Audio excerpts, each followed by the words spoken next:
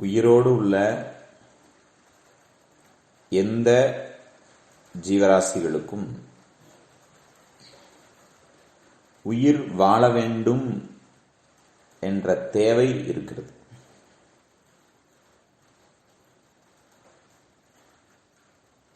மனிதன் மட்டுமல்லாது எந்த உயிர் பிராணிகளாக இருந்தாலும் உயிர் வாழ வேண்டும் என்ற தேவை இயற்கையாகவே சுயமாவே இருக்கு. யாரும் வெளியிலிருந்து பார்த்தோ, எந்த உயிரினங்களும் வெளியிலிருந்து பார்த்தோ தான் உயிர் வாழணுங்கிறதல்ல. உயிர் வாழ வேண்டும் என்பது உள்ளுக்குள்ள இருக்கு.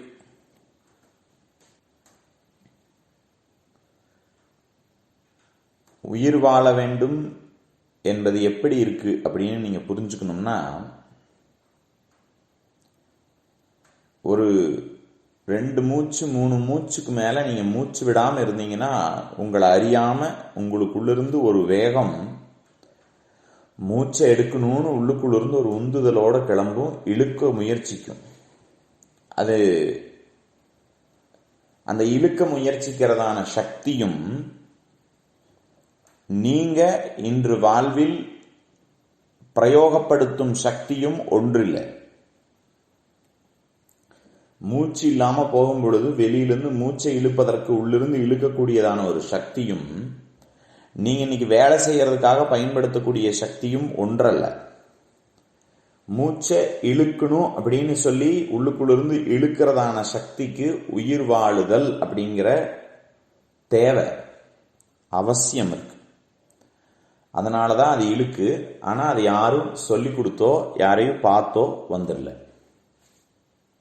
இன்னைக்கு ஒரு அழகான படம் எடுப்பதற்கான ஒரு போட்டோ எடுப்பதற்கான வாய்ப்பு கிடைச்சது. அதுக்குள்ளார எனக்கு கிடைத்த அறிவை, அனுபவத்தை, உணர்வை உங்களோட பகிர்ந்துக்கிறேன். இந்த வயல்ல சொட்டு நீர் போடுறதுக்காக வேண்டி அது எங்கேயும் களையாம இருப்பதற்காக அந்த ஓரத்தை மடிச்சு கட்டுறதுக்காக முளைக்குச்சி அடிப்பதற்காக அந்த முளைக்குச்சியை செதுக்கணும். அந்த குச்சி வெட்டி போட்டு 2 நாள் ஆச்சு.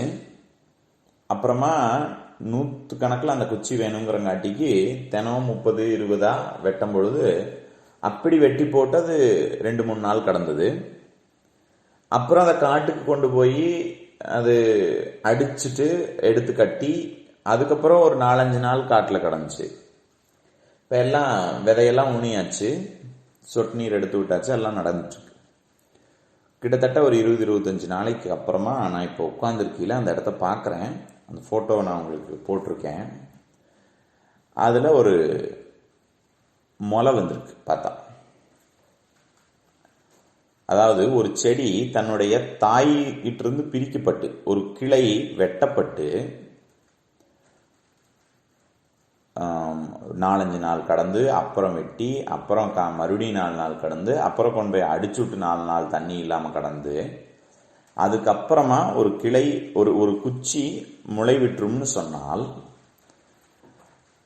அது மரம் தான். அது ஒரு அறிவு உயிரினமாகத்தான் நம்ம பார்க்குறோம். ஆனாலும் கூட அதுக்குள்ளார உயிர் வாழ வேண்டும் என்கின்ற தேவை எவ்வளவு தூரம் இயற்கையில் தாக்கு பிடிக்கிறது என்பதனையும், அந்த தேவை உலகத்தை, பஞ்சபூதங்களை, பிரபஞ்சத்தை தனக்கு அடிபணிய செய்யும் சூழ்நிலைக்கு கொண்டு வந்திருக்குதுங்கிறதையும் பார்க்கணும். நீ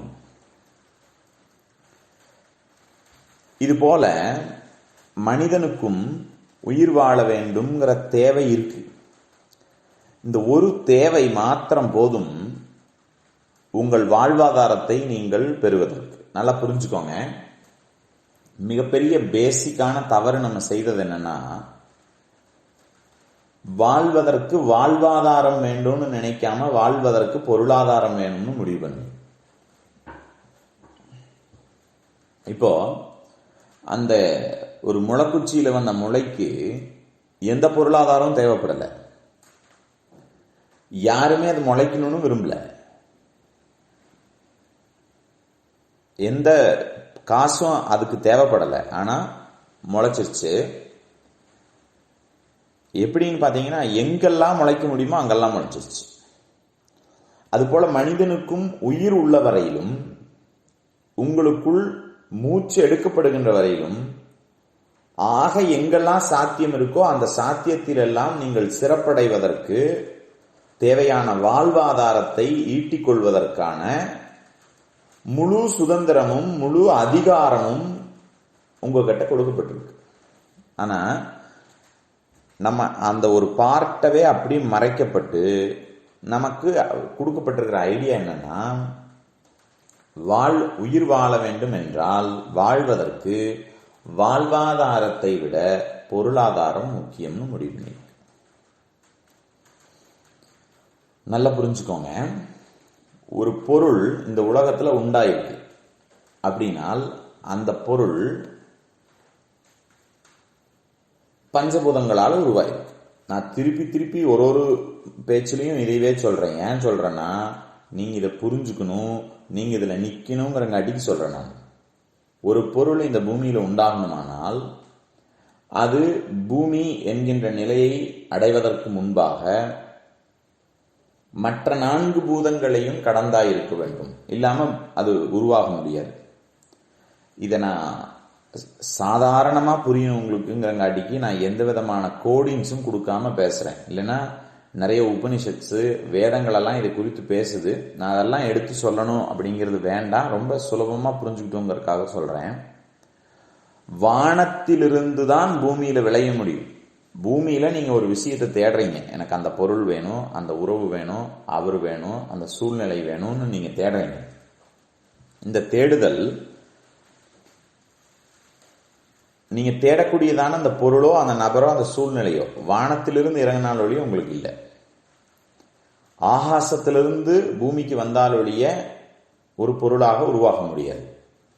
இப்ப ஆகாசம் எங்க இருக்கு அப்படின்னா, உபனிஷத்தும் சாஸ்திரங்களும் ஞானிகளும் சொல்றது என்னன்னா, யாருக்கு இருக்கிறேங்கிற உணர்வு இருக்கோ, அதை புரிஞ்சுக்க முடியுதோ, நீங்க இருக்கீங்களானா இருக்கீங்க. அந்த இருக்கிறேங்கிற உணர்வுல உடல் மனம் அறிவு எதுவுமே இல்லாத பொழுதும் நீங்க இருக்கீங்களானா இருக்கிறேன். அந்த இருக்கிறேங்கிற உணர்வுல தான் ஆகாயம் இருக்குங்கிறாங்க. இப்ப நீங்க இருக்கிறேங்கிற இருப்புணர்வு தான் வாழணும்னு துடிக்குது. ஒரு டெட் பாடிக்குள்ள வாழணும்னு இல்லை. நீங்க வாழணுங்கிறது நீங்க இருக்கிறங்காட்டிக்கு தான், உயிரோட இருக்கிறங்காட்டிக்கு தான் வாழணும்னு துடிக்குது. அப்ப உங்கள தான் ஆகாயம் இருக்கு. அப்போ ஒரு பொருள் உருவாக வேண்டுமானால் உங்களிலிருந்து உருவாகணும். ஆனா இப்ப நீங்க எந்த பொருளை ஆசைப்பட்டீங்கனாலும், பார்க்கக்கூடிய பொருளோ பார்க்கக்கூடிய நபரோ பார்க்கக்கூடிய சூழ்நிலைகளோ எதை நீங்கள் ஒன்றை விரும்பினாலும் அது அடுத்தவங்களோட. புரிஞ்சுக்கோங்க நல்லா. அடுத்தவர்களுடையதை நீங்க எந்த சூழ்நிலையிலும் வச்சுக்க முடியாது. இதை நீங்க நல்லா புரிஞ்சுக்கணும். அடுத்தவர்களுடையதை நீங்க எந்த சூழ்நிலையிலும் சுகமாக அனுபவிக்க முடியாது. அது உங்களுக்கு நெருப்பாகவும் சுமையாகவும் மாறிடும். அதை புரிஞ்சுக்கிட்டா அதை விட்டுருவோம். ஆனா முறை தவறிய கற்றலின் விளைவாக என்ன பண்றோம்னா, அதை நான் அடையணும்னா எனக்கு ஒரு ரேஸ் வருது, அந்த ரேஸ்ல நான் ஜெயிக்கணும்னா என்கிட்ட பணம் இருக்கணும், பொருளாதாரம் வேணும், இப்படின்னு தப்பான முடிவு பண்றீங்க.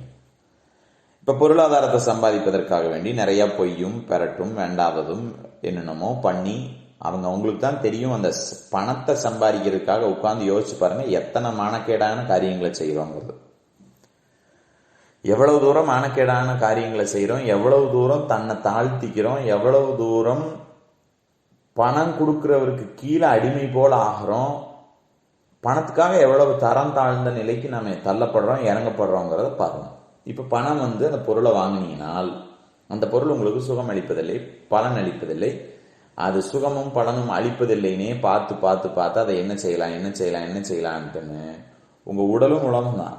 உங்க உடலையும் நீங்க தவறான பணத்தை கொண்டு உண்ட உணவினாக உண்டாக்கி இருப்பீங்கன்னா உங்களுக்கு அது உடன்படவே படாது.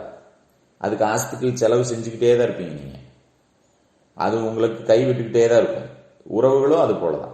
எந்த ஒரு விஷயமும் உங்கள் உணர்விலிருந்து உண்டாக்கப்படவில்லையானால் அதை நீங்கள் அடைவதற்கு எவ்வளவு பெரிய பணத்தை சம்பாதிச்சீங்கனாலும் அது உங்களால முடியாது. அது உங்களுக்கு பெரிய குழியில கொண்டு போய் தள்ளியே தீரும். அப்ப வாழ்வதற்கு பொருளாதாரம் என்ற ஒன்று தேவையில்லை, வாழ்வாதாரம் மாத்திரம்தான் முக்கியம். இப்ப பொருளாதாரத்தை ஈட்டும் பொழுது பொருள் உங்க கூட சேர சேரவே பெருமை வந்துடுது. பொருள் உங்களுக்கு சேரணும்னா நீங்க கிட்டத்தட்ட 25 வருஷம் படிக்க வேண்டியது இருக்கு. அந்த படிச்ச படிப்பை வச்சுதான் நீங்க வேலைக்கு போக வேண்டியது. ஒரு அறிவு வந்துடுது. இந்த அறிவின் காரணமாக, பணத்தின் காரணமாக உங்களுக்கு ஒருவரை விட ஒருவர் உயர்ந்தவராகவும் ஒருவரை விட ஒருவர் தாழ்ந்தவராகவும் நீங்க பணத்தை வச்சுதான் முடிவு பண்ணி நீங்க ஒரு பெருமை மிக்க ஒரு சூழ்நிலைக்கு வந்துடுறீங்க. நான் அப்படி, என் அறிவு இவ்வளவு இருக்கு, நான் எவ்வளவு பெரிய ஆளு, நான் சொல்றதான் கேட்கணும். இப்படி ஒரு அறிவினுடைய பெருமைக்கும் உங்களுடைய பணத்தினுடைய பெருமைக்கும் நீங்கள் ஆளாக்கப்பட்டு நீங்க இப்ப வாழ்ந்துட்டு இருக்கீங்க. ஒரு கிலும் சுகம் இல்லை, ஒரு பொட்டு கூட நீங்க சுகம் இல்லாம தான் வாழ்றீங்க, நிம்மதி இல்லாம தான் வாழ்றீங்க. எந்த நேரத்துல எந்த உறவு கெட்டுருமோன்னு பயத்துல தான் வாழ்றீங்க. எந்த நேரத்தில் உங்களுடைய வேலை போயிருமோங்கிற பயத்துல தான் வாழ்றீங்க. எந்த நேரத்திலும் உங்களுடைய பொருளாதாரத்தை ஈட்டி கொடுக்கும் வியாபாரத்தில் நட்டமாயிருமோன்னு தான் பயப்படுறீங்க. ஒரு நாளும் உங்கள் வாடிக்கையாளர்களை இழந்துருவீங்களோன்னு பயப்படுறீங்க. உங்கள் உடல், நீங்கள் பொருளாதாரத்தை தேடி ஓடும் பொழுது உங்கள் உடல் கவனிக்கப்படாமல், உங்கள் உடல் உங்கள் உணர்விலிருந்து உண்டாக்கப்படாமல் இருக்கும் பொழுது உங்க உடம்பு உங்களை பயமுறுத்துது, பயப்படுத்துது. உங்க உடம்பு தான் அது, உங்களுக்காக தான் இருக்குது, நீங்க சொல்றதை கேட்கறதுக்கு இருக்குது, கடைசி வரைக்கும் உங்க கூட இருக்க போகுது. ஆனா உங்களை பயமுறுத்துது. சின்ன மூச்சு திணறல் வந்தா எனக்கு ஹார்ட் அட்டாக் வந்துருமோ, லைட்டா அந்த பக்கம் ஒரு வலி வந்தா எனக்கு ஏதோ நெஞ்சில பிரச்சனை இருக்கு போல உங்களுக்கு பயம் வருகிறது. காரணம், நீங்கள் அடுத்தவர்களுடையதை தூக்கி வச்சிருக்கீங்க, அல்லது அடுத்தவர்களுடைய அடைவதற்கு, தன்னை இழிவுபடுத்திக் கொள்வதற்கு, பணம் சம்பாதிப்பதற்கு, பொருளாதாரத்தை உயர்த்துவதற்கு தான் உங்களுடைய கவனம் முழுவதும் இருக்கு. நீங்க பணத்தை வச்சு அடுத்தவனோடது அல்லாதது வேற எதுவுமே வாங்க முடியாது. பணத்தை கொண்டு நீங்க அடுத்தவனோடது அல்லாததை வேற எதையுமே வாங்க முடியாது. உங்களோடது உங்க உணர்வுல இருந்து வந்தாகணும். சரி, என்னடா இவங்க ஒரு குரூப் வச்சான், நம்ம சேர்ந்தோம், இவனே சேர்த்தி விட்டான், இப்ப பணமே வேண்டாங்கிறானே, இப்ப எப்படிதான் வாழ்றது? புரிஞ்சுக்கோங்க. எப்போ உங்கள் உணர்விலிருந்து, ஆகாசத்தின் வாயிலாக, வானத்திலிருந்து பூதங்களை கடந்து ஒரு பொருளோ ஒரு உறவோ ஒரு சூழ்நிலையோ இந்த உலகத்தில் உண்டாகிவிட்டதோ, அதை அடைவதற்கு முழு அதிகாரமுடையவர்கள் நீங்கள். உங்கள் உணர்விலிருந்து உருவானதாக இருந்தால் அதை எவ்வளவு பெரிய பணத்தை கொண்டு இன்னொருத்த அபகரிச்சுட்டு போனாலும் அது அவங்ககிட்ட நிக்காத உங்ககிட்ட வந்துடும்.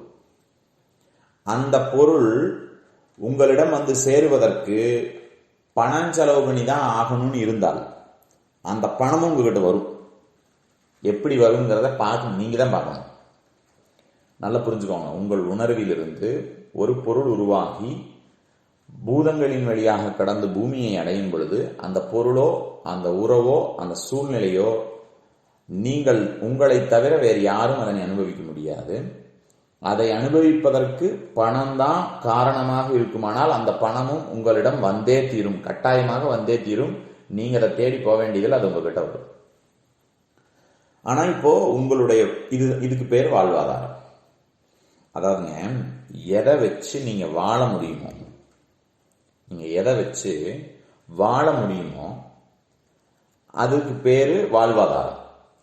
எது உங்க மேல வெயிட் ஆகுமோ, எது உங்களுடைய வாழ வேண்டும் என்கின்ற துடிப்புக்கு எதிராக உங்களை கொல்ல முயற்சிக்குமோ அது வாழ்வாதாரம் இல்லை.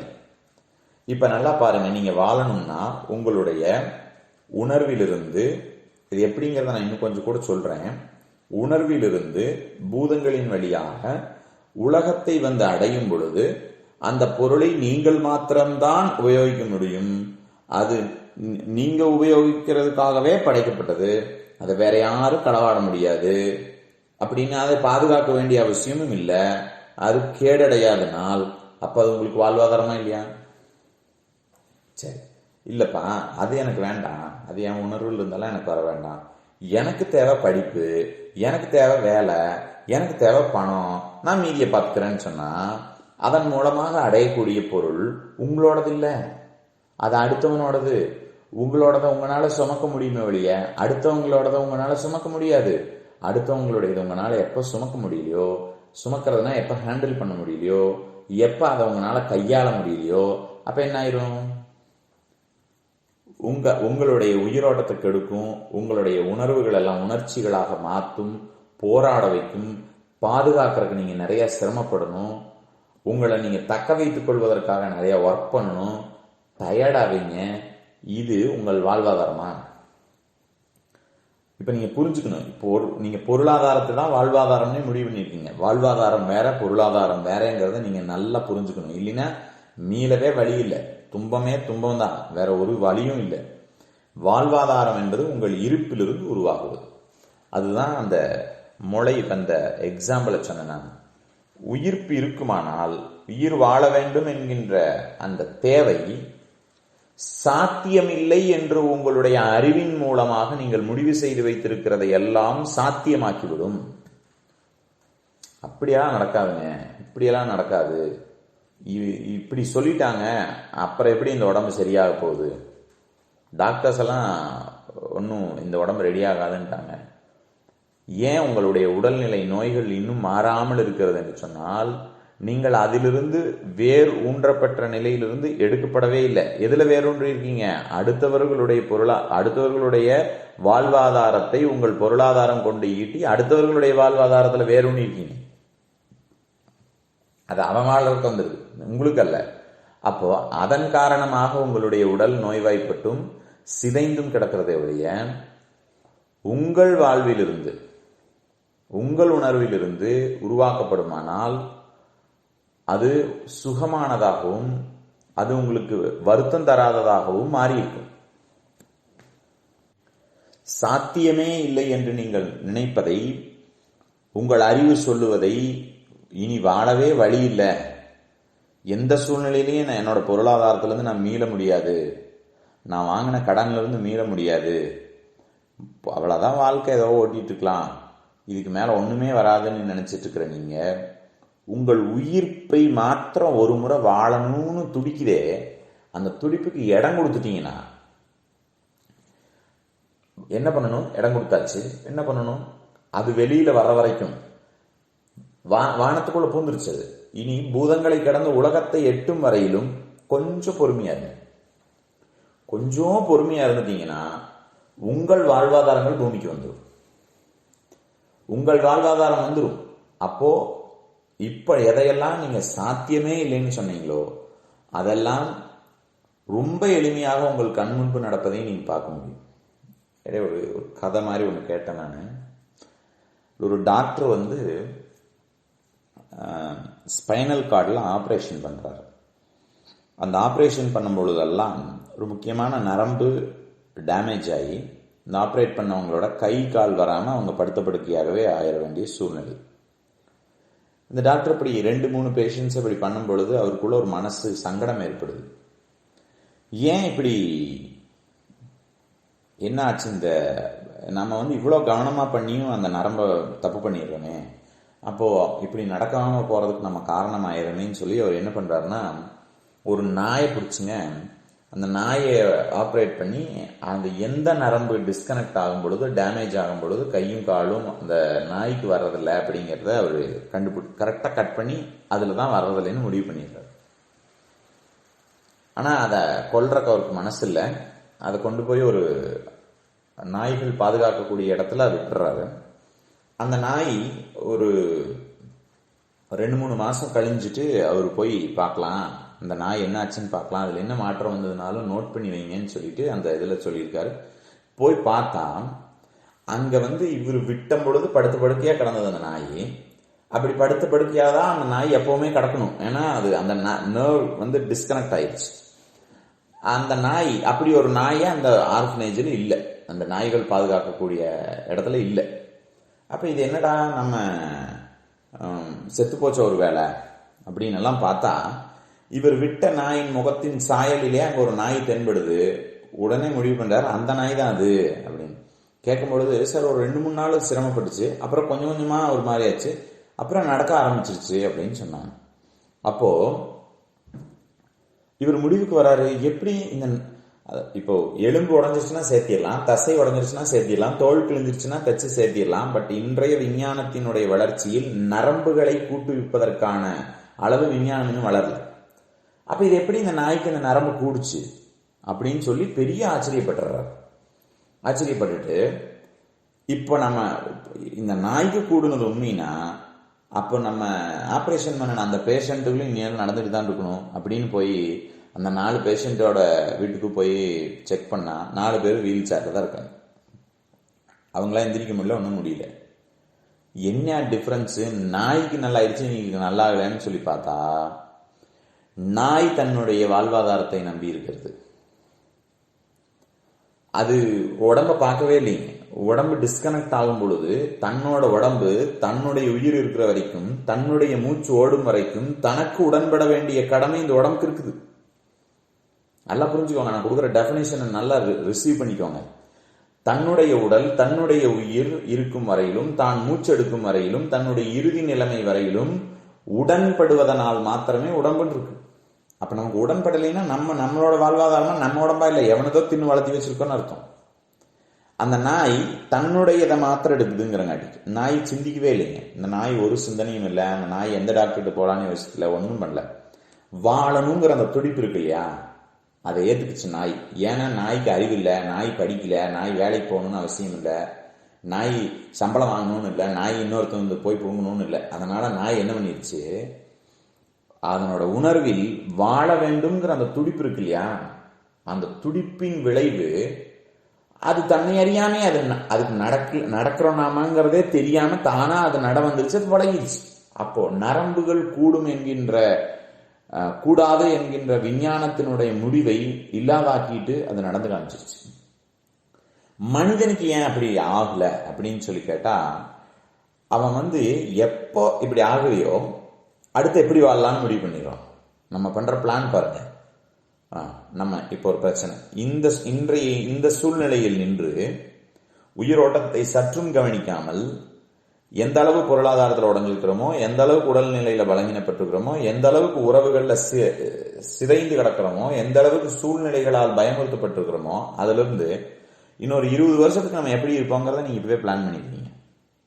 அடுத்த நொடி உங்க கையில் இல்லை, ஆனா ஒரு 20-25 வருஷத்துக்கு நம்ம என்னென்னலாம் பண்ணணும், எப்படி எல்லாம் இருக்கணும்னு எல்லா பிளானும் பண்ணிருக்கீங்க. அந்த பிளான் முழுவதுமே உங்களோட பொருளாதாரத்தை மையமாக கொண்டது. அந்த பிளான் முழுவதுமே உங்கள் கையிருப்பாக இருக்கின்ற பொருளாதாரத்தை மையமாக கொண்டதை ஒழிய உயிர் வாழ வேண்டும் என்ற ஒரு உத்தமமான ஆசையிலிருந்து வந்ததல்ல, அது உத்தமமான உணர்விலிருந்து வந்ததல்ல, துடிப்பிலிருந்து வந்ததல்ல. அது உங்க கையில் இன்று கையிருப்பாக எவ்வளவு பணம் இருக்குதோ, இன்று உங்கள் கையிருப்பாக என்ன பொருளாதாரத்தை சேர்த்து வச்சிருக்கீங்களோ, அதுல இருந்து ஒரு 20 வருஷத்துக்கு நம்ம எப்படி வாழ்வோம். அப்ப அவன் என்ன முடிவு பண்ணிட்டான், நம்ம 20 வருஷத்துக்கு நடக்க மாட்டோம், அப்புறமா நம்ம செத்து போவோங்கிறத எல்லாரும் முடிவு பண்ணிட்டாங்க. நீங்கள் எதை முடிவு செய்திருக்கிறீர்களோ அது உங்கள் வாழ்வில் நிகழ்ந்தே தீரும். பெரிய எச்சரிக்கை இது. நீங்கள் உங்கள் வாழ்வில் எதை முடிவு செய்து வைத்திருக்கிறீர்களோ அது உங்கள் வாழ்வில் நடந்தே தீரும். நீங்கள் முடிவு செய்து வைத்திருப்பதெல்லாம் உங்கள் வாழ்க்கைக்கு எதிராக நீங்களே முடிவு செய்து வைத்திருப்பது நடந்தே தீரும். அது நடக்கக்கூடாதுன்னு தான் உங்களுக்கு இப்ப கவலை வருதுன்னா என்ன அர்த்தம் தெரியுமா, என்னமோ உங்க வாழ்க்கைக்கு எதிராக நடக்க போகும் அப்படின்னு நீங்க முடிவு பண்ணி அது பின்னால நடக்கும்னு பிளான் பண்ணிட்டே இருக்கீங்க. பின்னால என் வாழ்க்கையில தான் ஒன்று நடக்க போகுது, அதுதான் உங்களுடைய கவலைகளுக்கு எல்லாத்துக்கும் காரணம். எப்போ பின்னால நடக்க போகும்னு சொல்ற விஷயம் பக்கத்துல வருதோ பயம் வரும். எப்ப பின்னால கவலையா வச்சுட்டு இருந்த விஷயம் உங்க பக்கத்துல வருதோ அப்போ ஐயோ வருது இப்படி நடந்துற போகுதுங்கிற கவலை இருக்கு. நிச்சயமாக அந்த காரியம் நடந்தே தீரும். நீங்கள் அதில் பாதித்தே தீருவீர்கள். உங்கள் பொருளாதாரத்தை நம்பும் வரையில் நீங்கள் பயக்கின்ற விஷயம் உங்கள் வாழ்வில் நடந்தே தீரும். எவ்வளவு பெரிய சிக்கலா இருந்தாலும் சரி, எவ்வளவு பெரிய உடல்நல கோளாறா இருந்தாலும் சரி, எவ்வளவு பெரிய மன சங்கடங்களாக இருந்தாலும் சரி, எவ்வளவு பெரிய ஒரு நொடித்து போன நிலையில் இருந்தாலும் சரி, ஒரே வழிங்க, உங்க உணர்வு வாழணும்னுதான் இல்லையா. எப்ப கடைசி மூச்சு விடுற வரைக்கும், சாகர வரைக்கும் வாழணும்னுதான் இல்லையா. அந்த வாழணுங்கிற துடிப்பு இருக்கு இல்லையா, ஸ்பந்தா, அந்த குதிப்பு போதும் உங்கள் வாழ்வாதாரத்தை முழுவதும் மீட்டெடுக்க. ஒத்த துடிப்பு போதும். நீங்க செய்ய வேண்டியதெல்லாம் என்ன, பொறுத்திருக்கணும், அவ்வளவுதான்.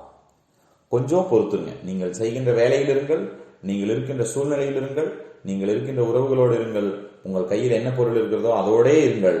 ஆனால் நான் சொல்லும் சத்தியத்தை இந்த நிமிஷம், இந்த க்ஷண நேரம் நீங்க உணர்ந்துகிட்டு இப்போ அதை ஏத்துக்கிட்டீங்கன்னா போதும்.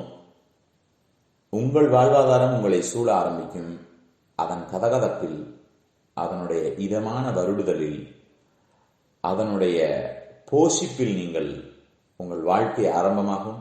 மிகச்சிறந்த சூழ்நிலைகளில் நீங்கள் ஆக்கப்படுவீர்கள், சுகமாக வாழ்வீர்கள். தவறாக சம்பாதிச்சதுலேருந்து உங்களுக்கு துக்கம் வருதுன்னா தயவு செய்து அந்த பணத்தை தானம் பண்ணுங்க, சாப்பிட கொடுங்க. யாருக்கிட்ட இருந்து வாங்கியிருக்கீங்களோ அவங்க கிட்ட திருப்பி கொடுங்க. உங்கள் உடல் உங்களுக்கு தீமை செய்கிறது என்றால் தயவு செய்து சாப்பிடாதீங்க, சாப்பாடு சாப்பிடாதீங்க, பொறுத்துருங்க. பசிக்கும் வரையிலும் பொறுத்திருந்து, பசிக்கும் பொழுது, நல்லா பசிக்கும் பொழுது உணவை உங்களுடையதா இல்லாம, நான் சம்பாதிச்சதுலேருந்து எனக்கு சாப்பாடு வந்திருக்குதுங்கிற நினைப்பு இல்லாம, என்னுடைய உணர்வுக்காக வருது இது, என்னுடைய உயிரோட்டத்துக்காக வருதுங்கிற புரிதலோட உணவை சொந்தம் கொண்டாடாத. உணவு உங்களுக்கு சொந்தம் இல்லை, நீங்க சொந்தமா நினைச்சிட்டு இருக்கிறீங்க. சொந்தம் கொண்டாடாம அந்த உணவை சாப்பிடுங்க. யாருக்காவது இடம் இல்லைன்னா உங்களால் இடமளிக்க முடியும் என்றால் உங்கள் இடம் கொடுத்து அவர்களுக்கு அபயம் அளியுங்கள்.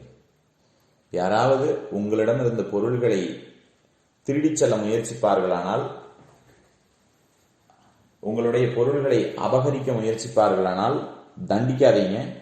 அவங்களுக்கு சொல்லி புரிய வைக்க பாருங்க. அவங்கள தண்டிக்கவோ கோபப்படவோ செய்யாதீங்க.